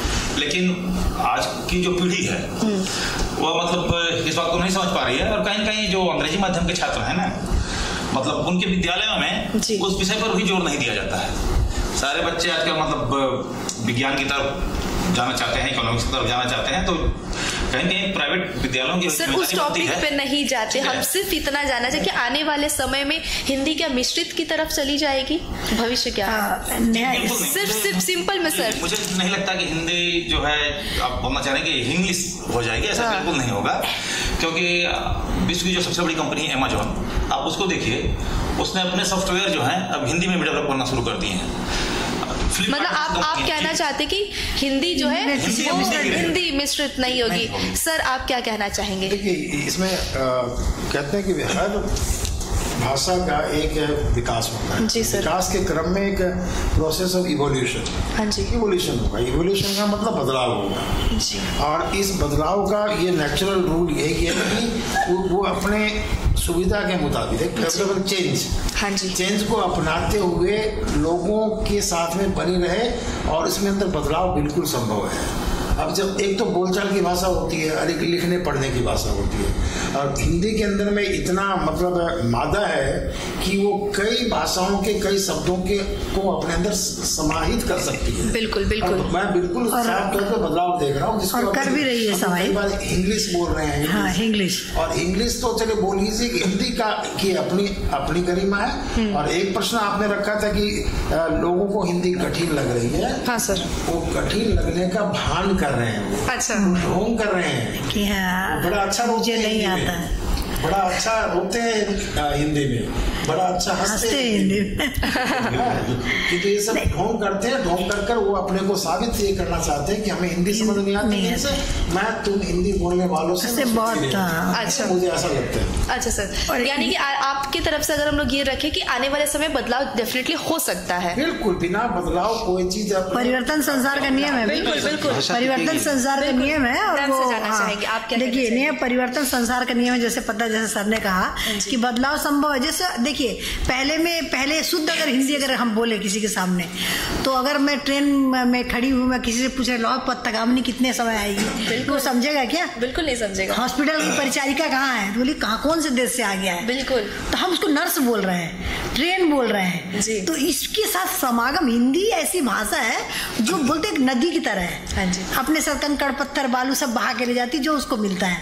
तो समागम करती हुई हिंदी अपने आगे बढ़ रही है, और बदलाव इसमें आएगा नहीं, समाहित करेगी और शब्दों को जो लोगों की जिसकी जरूरत है उसके द्वारा उसको करेगी, और आवश्यकता आविष्कार की जैसे होगा वैसे चलती जाएगी आगे बढ़कर। और सपोर्ट में 3 जन है, तीनों के ही सहमत है कि बदल सकती है। छोटा सा उदाहरण, जैसे अगर आप किसी को टेम्पो वाले, रिक्शे वाले को बोलिए कि मुझे विश्वविद्यालय जाना है, हाँ, वो चौंकेगा कि क्या बोल रहे हैं। आप उनको कहिए यूनिवर्सिटी जाना है, ऐसी बात नहीं। तो अभी यूनिवर्सिटी जो है अपने आप में इसका हिंदी रूपांतर हो गया, जैसे परिचारिका हो गया। बिल्कुल, हम लोग जो है यूनिवर्सिटी लिखते हैं और समझते वही है जो विश्वविद्यालय का मायने होता है। इस रूप में कई अन्य भाषाएं जो है समाहित हो रही है, और ये हिंदी के लिए कोई दुखद बात नहीं है, ये गर्व की बात है, गरिमा है उसकी। कलेजा कितना बड़ा है कि सब कोई भी बोले ना, कितना बड़ा है, इस चीज को इंगित करता है। बिल्कुल सर, आपसे जानना चाहेंगे सर।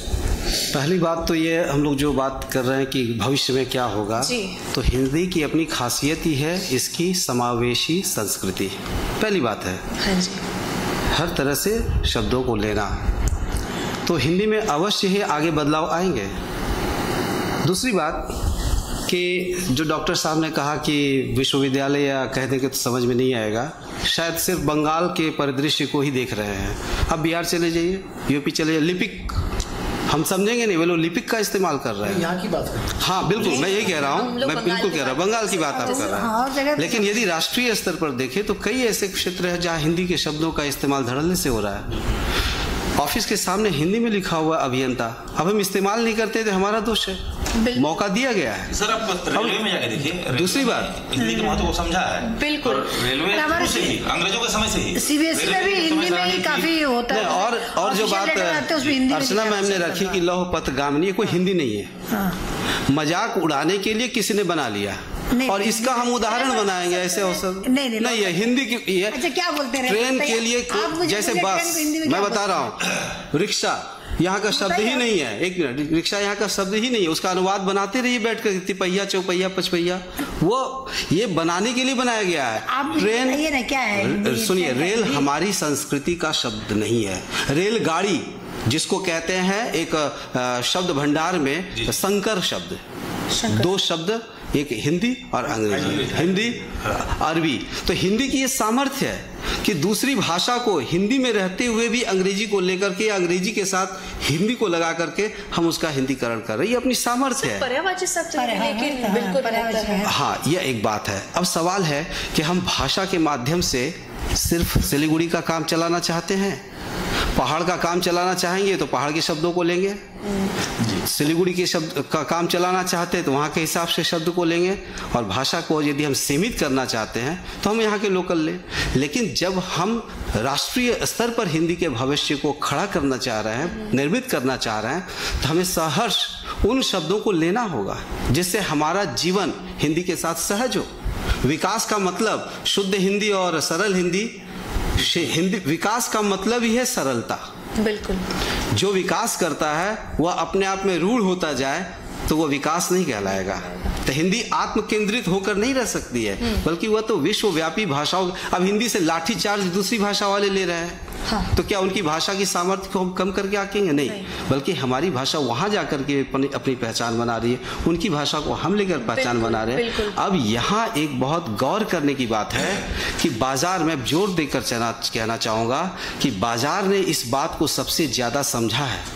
और आज जो बात आती है ना, कठिन हिंदी, किसने कहा? जो पढ़ता नहीं है वही कहेगा कठिन हिंदी है। आज की कहानियों को पढ़े, प्रेमचंद के जमाने की प्रेमचंद को छोड़ दे, उन कहानियों से आसान हिंदी है, डिक्शनरी की जरूरत नहीं पड़ रही है, आसान हिंदी है। इसमें अवश्य ही अब विधा की अपनी मांग होती है। यदि विधा में कोई वकील है तो वकील की भाषा का इस्तेमाल करेगा, प्रोफेसर है तो प्रोफेसर की भाषा का इस्तेमाल करेगा, लेकिन साधारण किसान के पात्र से बुलवाना है तो उसकी तरह की भाषा के लगवाए, तो उससे भाषा की पहचान हम नहीं बनाएंगे। इसलिए भाषा कठिन नहीं है, आसान होती जा रही है। सर, भविष्य में क्या मिश्रित हिंदी हो सकती है? ऐसा है, हिंदी स्वयं में मिश्रित है, तो आगे होने की जरूरत क्या है? हम यह कहें कि हिंदी का जो रूप आएगा वह कितनी शक्तिशाली है, कितना शक्तिशाली है। वैश्विक स्तर पर वही भाषा टिक पाएगी जिसका शब्दकोश बहुत बड़ा। बिल्कुल बिल्कुल जी। और हिंदी का शब्दकोश दुनिया का शायद सबसे बड़ा शब्दकोश है। आज मैं इसका बहुत मैं एक रिक्वेस्ट करना चाहूंगा कि हम लोगों ने सिर्फ संस्थान को लेकर ज्यादा समय बिता दिया है। लास्ट ही 2 क्वेश्चन है। तो मैं एक उदाहरण देना चाहूंगा, इस चीज को मैं जोड़ना चाहूंगा कि कट होगा ना। हाँ, अब मैं बोल रहा हूँ, रेलवे का जो फॉर्म होता है आरक्षण का, रिजर्वेशन का, उसमें हिंदी और अंग्रेजी दोनों है। हम किसका इस्तेमाल करते हैं? तुरंत अंग्रेजी की तरफ चले जाते हैं। हाँ। क्यों? फ्लिपकार्ट, अमेजन, सब में हिंदी है। कितने लोगों ने हिंदी को रखा है? क्योंकि हिंदी वहाँ क्लिष्ट, लेकिन नहीं, वहाँ हिंदी कठिन महसूस होती है, इसलिए कि वह हिंदी, ध्यान रखने की बात है कि राजभाषा हिंदी का जो लक्ष्य है वह पूरे भारतवर्ष के लिए है, और भारतवर्ष के लिए मानक शब्द निर्मित किए गए हैं। और उनको बनाते समय जो संविधान में जितनी भाषाएं शामिल है, पहले उनसे शब्दों का चयन किया जाता है, शब्द बनाए जाते हैं। जब संभव नहीं होता है तो हम अंग्रेजी के शब्द लेते हैं। तो फॉर्म जो होते हैं, रिजर्वेशन के हो या फ्लिपकार्ट के हो, वहाँ ऐसा शब्द, अब अनुवादकों को तैयार होना पड़ेगा आज के समय के साथ। ये बहुत चुनौतीपूर्ण मामला है कि अनुवादक क्या कर रहे हैं, ऐसा वह हिंदी, हाँ, एक क्लिष्ट होने का कारण और एक है, मैं रखना चाहूंगा अपने साथियों के लिए, कि वह हिंदी अनुदित हिंदी है, अंग्रेजी से हिंदी बनी है वहां। लेकिन मौलिक रूप से क्यों नहीं ऐसे सॉफ्टवेयर हिंदी में हम डेवलप कर सकते हैं? नहीं कर सकते हैं, क्योंकि यह हिंदी अंतर्राष्ट्रीय परिदृश्य में है। जो शब्द यहाँ आया हमारे लिए वही अमेरिका में भी जा रहा है। इसलिए पारिभाषिक शब्दावली की अपनी संरचना के कारण हिंदी क्लिष्ट होती जा रही है। बिल्कुल सर, का समय काफी हो चुका है और अंतिम चरण की तरफ हम हैं, और बदलते समाज में हिंदी को लेकर के जब लोग बातचीत कर रहे हैं, जमाना मॉडर्न हो गया है, डिजिटल हो गया है।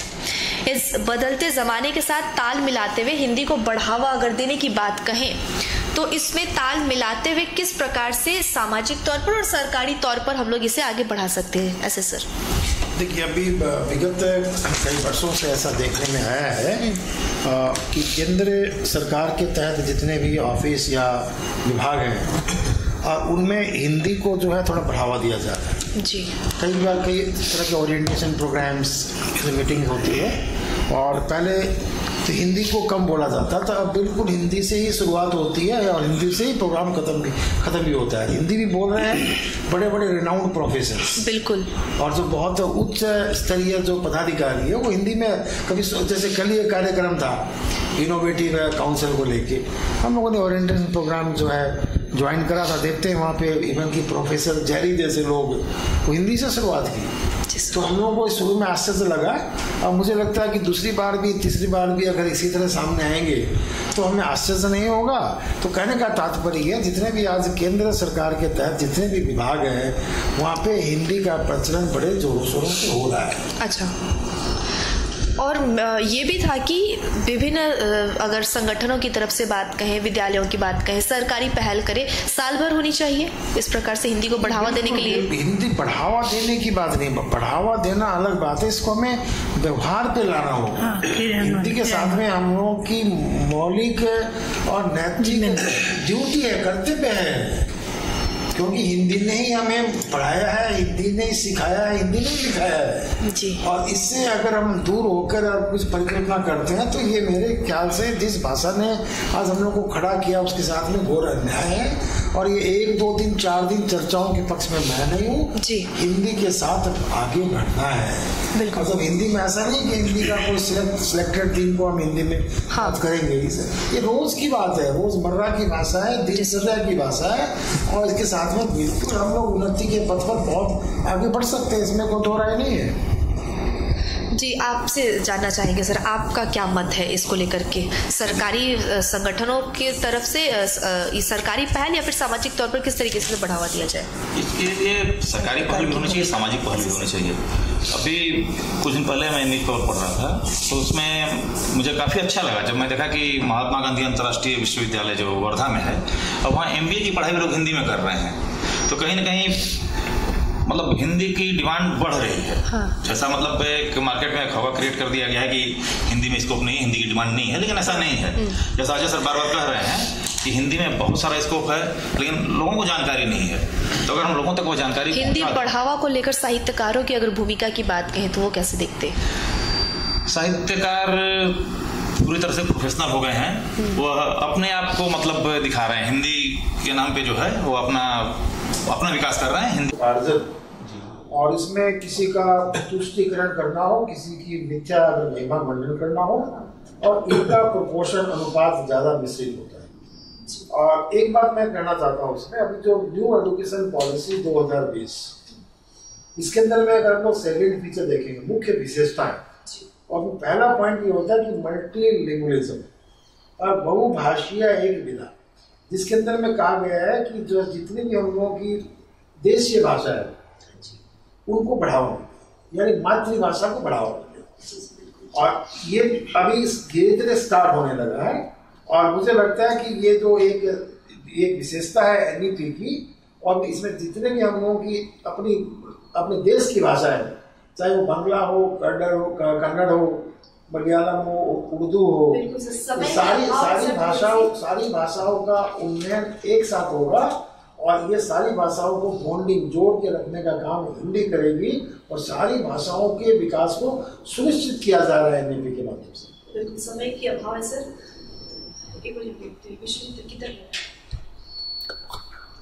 और लगेगा 15 मिनट। इसके साथ साथ मैं इसी मुद्दे को लेकर के अर्चना मैम आपसे जानना चाहूंगी कि हिंदी को क्या सरकारी और किस तरीके से बढ़ावा दिया जाए साल भर?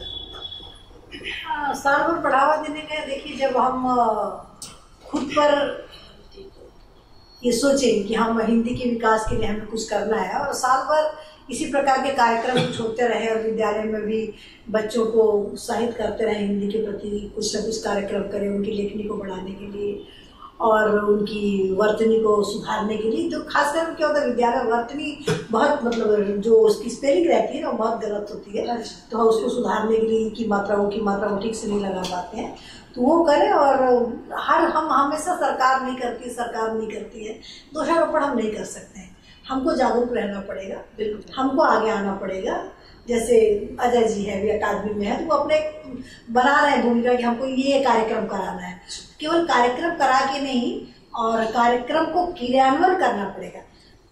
जब हम एक कार्यक्रम कराए, सब कुछ एक प्रोजेक्ट दे दिया गया, भाई हमको वर्कशॉप कराना है, वर्कशॉप हो गया, लेक्चर दे दिया, पर उस वर्कशॉप में क्या किया उसको यदि आप कार्य रूप में परिणित नहीं कर रहे हैं, वर्कशॉप कराने का ओवरऑल कहे तो अभिभावक को, बच्चे को खुद, शिक्षक को खुद, सभी को देखना है, सभी की भूमिका है सभी हिंदी को बढ़ाने। अजय सर से ये बात करना चाहेंगे इसी हिंदी को लेकर के, बढ़ावा सरकारों के द्वारा सामाजिक तौर पर और किस तरीके से होना चाहिए। इसके साथ साथ दक्षिण भारत में अगर हम लोग कहें तो उस प्रकार से हिंदी की चलन कम, लेकिन अंग्रेजी लोग ज्यादा वहाँ पे कहते हैं और अपनी भाषा कहती है।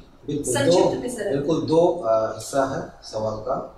पहला यह कि सरकार कैसे बढ़ावा दे, सरकार ने रोका कब? साल भर किस प्रकार से? बिल्कुल सरकार ने कभी कुछ करने से रोका नहीं है, बल्कि हमारे शिक्षक साथी ही आगे नहीं बढ़ रहे हैं। यदि बढ़े तो बहुत कुछ मिलेगा। दूसरी बात, जैसा कि मैम ने कहा कि वर्तनी वगैरह की समस्या है, तो मैं बताऊं कि अकादमी की ओर से वर्तनी प्रतियोगिता करवाई जा रही है। और जहां तक नॉर्थ बंगाल का सवाल है, यहाँ मेरी परियोजना है वर्तनी को लेकर कार्यशाला आयोजित करना। पूरे हर जिले में कार्यशाला, इसके लिए फंड वगैरह भी सब कुछ लगभग तय है। और उस कार्यशाला को करवाने के बाद उसी दौरान प्रतियोगिता भी कि हमने क्या सीखा वह भी जाने, और उसके बाद उनका काम है शिक्षक उनसे जाने, आगे बढ़े। तो सरकार ने संस्था बना दी अकादमी। अब अकादमी ने इतने वर्षों में यह काम नहीं किया, तो यह अकादमी में जो पदाधिकारी रहे उनकी बातें होंगी या सरकार की बातें रहेंगी? जाहिर सी बात है, काम उस तरह से नहीं हुआ, क्योंकि अकादमी के दो हिस्सा है। मेरे अकादमी के साथी भी सुनेंगे, समझेंगे। अकादमी का एक हिस्सा यह है, तो दूसरा हिस्सा है सृजनात्मक लिखित रूप में साहित्य शोध संस्थान, शोध करवाना, पुस्तक प्रकाशित करना आदि। और दूसरी जो बात रही है कि साउथ में, तो मैं भी साउथ को आया और कर्नाटका गया हुआ था। मैंने देखा टोटो वाले हिंदी बोल रहे हैं। हाँ, कुछ ऐसी जगहें रही हॉस्पिटल में, प्राइवेट हॉस्पिटल है, बहुत अच्छे हॉस्पिटल, वहाँ बोला सर प्लीज इन इंग्लिश, तो मैंने इंग्लिश में बात की।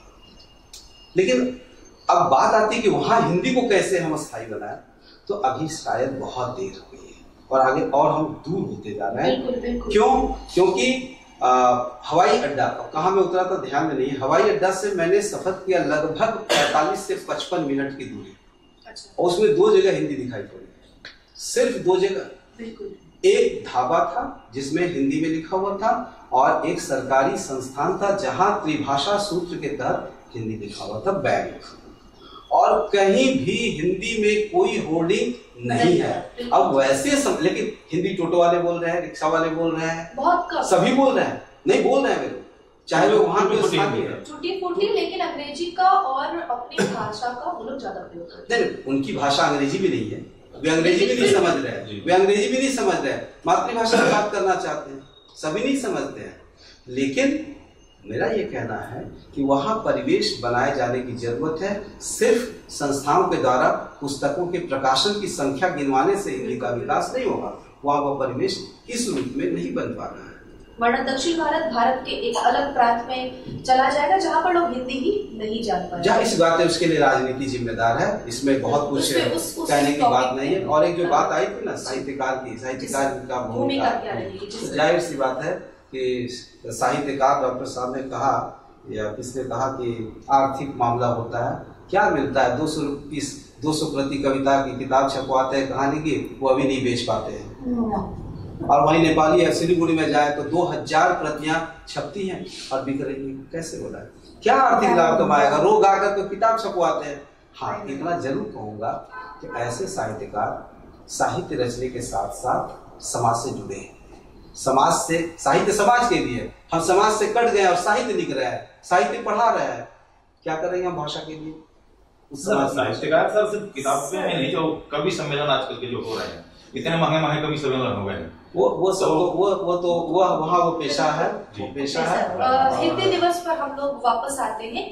बदलते समाज में बदलते समय के साथ साथ हिंदी की रूपरेखा, इसी पर हम लोग बातचीत करें। जब हम सभी जानते हैं कि हिंदी हमारी वाकई राजभाषा है, हमारी मातृभाषा है, लेकिन अगर सरकारी दफ्तरों की, कार्यालयों की बात करें तो वहां पर हिंदी भाषा कितने हद तक कार्य में लिए जाते हैं या फिर होते हैं? मैं अपने व्यावहारिक अनुभव के आधार पर कहना चाहूंगा, आज से लगभग 17 साल पहले मैंने अपने विद्यार्थियों को भेजा कि हर सरकारी संस्थान में जाओ और वहां का यदि बैंक है तो खाता खोलने का फॉर्म लेकर आओ। कलेक्ट किया गया, होर्डिंग, होर्डिंग, बिल्कुल होर्डिंग की फोटो ली गई और मैंने उसे प्लेस किया हिंदी अधिकारियों के पास। 1000 गुने। क्यों?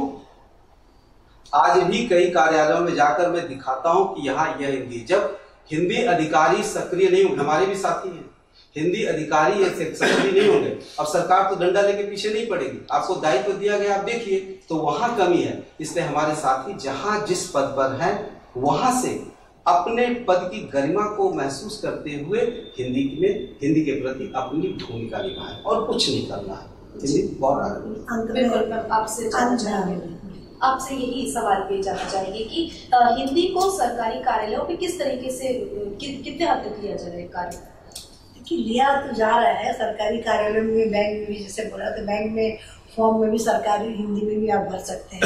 प्रत्येक कार्यालय में हिंदी का है, परंतु बात यह है कि 2 ऑप्शन रहते हैं, हिंदी और इंग्लिश। तो लोग ज़्यादा प्रायोरिटी देते हैं इंग्लिश को और हिंदी को नहीं करते हैं, क्योंकि शायद लगता है कि हिंदी की मात्रा में भूल हो जाएगी, वर्तनी हो जाएगी। बल्कि और इंग्लिश बहुत इजी भाषा है, हम बोलते हैं इंग्लिश बहुत कठिन है पर बहुत इजी लैंग्वेज है, इसलिए वो लिख देते हैं इंग्लिश में, अपना नाम होगा सब लिख देते हैं, ईजी हो जाते हैं, इसलिए कर रहे हैं। और व्यवहार में लाने के लिए कि हम चाहें तो हिंदी को व्यवहार में कार्यान्वयन कर सकते हैं, पर वही हम कोशिश नहीं करते। कोशिश करने वालों की कभी हार नहीं होती है, लहरों से डरकर नौका पार नहीं होती वाली बात। तो यदि हम आगे बढ़ते जाएं और अपने मन में ठान ले कि जैसे बोला हिंदी माथे की बिंदी कविता कर देते हैं, तो अगर सच में अपनी बिना बिंदी की औरतें अच्छी नहीं लगती है, जैसे बोला कि अच्छी लगती है, तो बिंदी लगे रहे माथे पर और बिंदी मैं नहीं देखना और मैं नहीं। हिंदी दिवस पर जो बिंदी बन रही है हिंदी की, उसकी जरूरत है। हिंदी दिवस में हिंदी घर संसार होना चाहिए, हिंदी में हिंदी व्यवहार होनी चाहिए। तो हिंदी यदि घर संसार में है और हिंदी व्यवहार में है तो हिंदी की गरिमा और हिंदी अपनी राजमाता बनेगी। और ये हमारी कोशिश है, हम लोगों की कोशिश है, हम उसको किस ओहदे तक पहुंचा रहे हैं और किस ऊपर मुकाम तक ले जा रहे हैं, ये हमारे ऊपर सर आपसे जानना चाहेंगे कि हिंदी को सरकारी कार्यालयों में कितने हद तक काम में लिया जाता है? हिंदी सरकारी कार्यालयों में बहुत कम ही प्रयोग की जाती है। हाँ, रेलवे में मैंने देखा है, रेलवे में हिंदी का प्रयोग काफी मात्रा में किया जाता है। रेलवे के जितने भी आप साइन बोर्ड देखेंगे, रेलवे की जो समय सारणी देखेंगे, उस हिसाब से बाद बाकी जो कार्यालय हैं वहाँ पे हिंदी का प्रयोग नहीं होता है। और अंत में इतना ही कहना चाहूंगा कि हिंदी है हम, वतन है हिंदुस्तान हमारा। बहुत बहुत धन्यवाद। ऐसे सर आपसे जानना चाहेंगे ये लास्ट सवाल कि हिंदी भले ही राष्ट्रभाषा और हमारी मातृभाषा हो, लेकिन सरकारी दफ्तरों में कितने हद तक कार्य में लिया जा रहा है हिंदी को? देखिए, जो हिंदी भाषीय जो प्रदेश है उनके अंदर में हिंदी का उपयोग हो रहा है, क्योंकि हम लोग यहाँ पश्चिम बंगाल में रहते हैं और इस परिप्रेक्ष्य में हम लोग महसूस करते हैं चीज़ों को।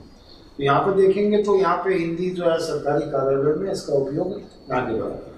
अगर हम लोग मध्य प्रदेश, उत्तर प्रदेश, राजस्थान, हरियाणा ये देखेंगे, वहाँ बिल्कुल हिंदी का उसी तरह उपयोग हो रहा है जैसे यहाँ बांग्ला और अंग्रेजी का उपयोग होता है, निश्चित तौर पर। लेकिन होना चाहिए पूरे देश में।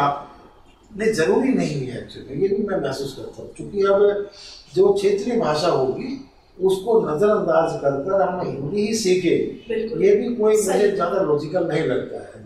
इसमें बहुभाषीय विधान जिसका प्रावधान न्यू एजुकेशन पॉलिसी में बिल्कुल साफ तौर पे कहा गया है, हमें क्षेत्रीय भाषा सीखनी है, हमें हिंदी का भी ज्ञान रखना है और अंग्रेजी के अंदर में भी पारंगत हो। ये इसलिए किया हो, ये चूंकि मल्टीपल लैंग्वेज जो कॉन्सेप्ट आ रहा है, ये आगे वाले दिन की समय का तकाजा है, समय की मांग है। और हम जो लोकल भाषा को इग्नोर कर किसी रूप से भी अपने आप को जस्टिफाई नहीं कर सकते। बिल्कुल सर, बहुत बहुत धन्यवाद देते हैं सबसे पहले एस अग्रवाल सर जी का, अमूल सर जी का, अजय सर जी का और अर्चना मैडम जी का, कि आप सभी ने मिलकर इस खास डिस्कशन को बहुत अच्छे तरीके से लोगों के सामने रखा है, अपने अपने ओपिनियन को रखा है। हिंदी हम कह सकते हैं कि उन्नति जो है वो समय समय पर हो रही है, जो बातें सामने आई है। माँ की सम्मान जैसे अर्चना जी ने कहा कि वो होना ही चाहिए। 365 दिन ही हमें हिंदी दिवस मनाने हैं। एक दिवस तो जैसे बच्चे की जन्म होती है तो लोग मनाते हैं, लेकिन इसके साथ साथ अगर सर ने कहा था कि हिंदी की बनवास जो है वो नहीं अभी तक खत्म हुई है, तो वो एक सवाल जो रह जाता है कि आखिर हिंदी की बनवास कब खत्म होगी। और इसके साथ साथ सरकारी तरफ से भी जो है बढ़ावा दिया ही जा रहा है। कठिन नहीं है हिंदी, हिंदी सरल भाषा है, लोग इसे सीखने की प्रयास नहीं करते, ये कहीं ना कहीं एक आ जाता है। और बदलाव जो है समय के साथ हिंदी सब कुछ बदलती रहती है, समय जमाना भी मॉडर्न हो रहा है, तो हिंदी भी कुछ हद तक मॉडर्न हम कह सकते हैं। और शिक्षक सामने नहीं आते, या फिर इस प्रकार के कुछ कार्यक्रम नहीं होते हिंदी को और प्रोत्साहित करने के लिए? ये भी कुछ हद तक जो है बातें सामने आई है। ये कुछ मूल बातें जो है वो सामने आई है, वो इस डिस्कशन के माध्यम से हमने उठा के आपके सामने रखा है। और हिंदी दिवस को लेकर के हिंदी पखवाड़ा चल ही रहा है। हिंदी दिवस को लेके ये एक एसके लाइव की तरफ से ये पैनल डिस्कशन हुआ और 14 सितंबर को हिंदी दिवस के उपलक्ष्य पर बहुत बड़ी कार्यक्रम जो है वो होने वाली है। और इसके साथ साथ आप सभी को धन्यवाद देते हैं कि आप अपने बहुमूल्य समय से निकाल कर हमारे इस कार्यक्रम को सफल बनाने के लिए आए। बहुत बहुत धन्यवाद आप सभी का। के तपाईको परिवारले भन्ने गर्छ कति जोडले टिभी चलाइराखेको? के फोनमा कम्ती सुन्नुहुन्छ? के भिडभाडमा सफा सुन्नुहुन्न? के एकजना भन्दा अधिक मानिससँग कुरा गर्न असुविधा हुने गर्छ? अर्थात् कानमा समस्या भए आजै सम्पर्क गर्नुहोस् north Bengal hearing aid centre, opposite Bidhan market, auto stand, Siliguri. Phone number 8509454426। Hear better, live better. Nagaland state dear 200 monthly lottery. पहिलो पुरस्कार 1,40,00,000 ग्यारेन्टीड पुरस्कार। टिकट को मूल्य 200 रुपया। पहिलो पुरस्कार केवल बिक्री भएका टिकटहरूबाट। महावीर इलेक्ट्रिकल्स 50 से अधिक वर्षों के अनुभव और सद्भावना के साथ सिलीगुड़ी का लीडिंग इलेक्ट्रिकल्स की दुकान, जहां Havells, gold medal, RR cables, Crabtree, Legrand, Bajaj और कई अन्य कंपनियों के डिस्ट्रीब्यूटर्स और होलसेल व्यापारी हैं। ग्राहकों की संतुष्टि, शीघ्र सेवा, कम्पेटिटिव प्राइसिंग, क्वालिटी प्रोडक्ट्स और सर्वोत्तम गुणवत्ता वाले उत्पाद हमारी कंपनी की मुख्य खासियत है। अधिक जानने के लिए हमें अभी कॉल करें। महावीर इलेक्ट्रिकल्स, सेवक रोड, सिलीगुड़ी 9932018834। नॉर्थ बंगाल की होलसेल की सबसे बड़ी दुकान, जहां मिलेगा आपको आपकी जरूरत की सारी सामान। पूजा के इस पावन अवसर पर राजधानी गारमेंट्स लाया है दिल्ली, कोलकाता, मुंबई, बैंगलोर, आगरा, सूरत के लेटेस्ट गारमेंट्स कलेक्शंस और फुटवेयर। यहाँ 2% इंस्टेंट डिस्काउंट के साथ पाइए कूपन वाउचर, जिसमें जीत सकेंगे 10 ग्राम का गोल्ड कॉइन। तो देर किस बात की, सीधे चले आइए राजधानी गारमेंट्स, गौरी शंकर मार्केट, विधान road, Siliguri. Contact number 7477786365। Are you dreaming to begin your Italian adventure? Make it a reality and bring home the Italian collection from Royal Oak. Just a click away. International furniture, unbeatable price. Visit a Royal Oak store today. 50 से 70% कम कीमतों पर orchid building, opposite वेगा circle, 2.5 mile, सेवक road, Siliguri.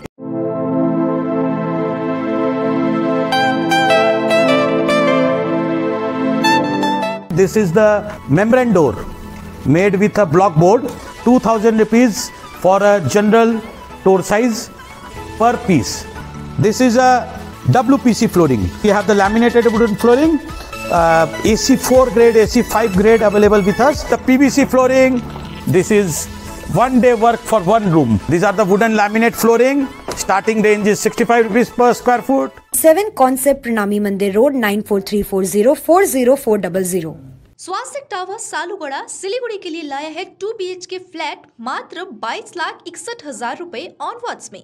अभी नहीं तो कभी नहीं। स्वास्तिक tower अतिरिक्त सुविधाएं, children's play area, rooftop garden, gazebo seating, yoga area, open gym, car parking, CCTV and generator. Swastik tower Salugara Siliguri. Booking के लिए अभी कॉल करें 6295700351। जरूरत हो WPVC दरवाजा या चौखट या फिर PVC प्लाईवुड जो बढ़ाएगी आपके घर के मॉड्यूलर किचन की शान, साथ ही वाटरप्रूफ प्लाईवुड लगाइए, चलेगा सालों साल, बेफिक्र हो जाइए। मार्केट प्राइस से सस्ते का वादा, क्योंकि होलसेल है हम। तो बताइए क्या है आपका इरादा। Would stock, Ramsa rentals, 3rd mile, Sevoke road, opposite Cinderella hotel, Siliguri. Contact 9735198663।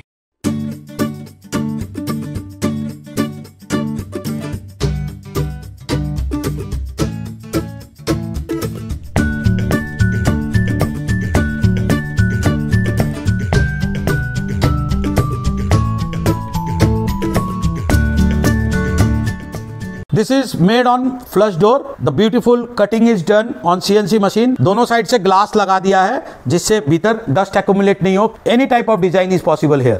ये एक टीकवुड से बना हुआ डोर है. With the glass it can be fixed up in your मंदिर, in your balcony. इसमें कोई भी डिजाइन पॉसिबल है.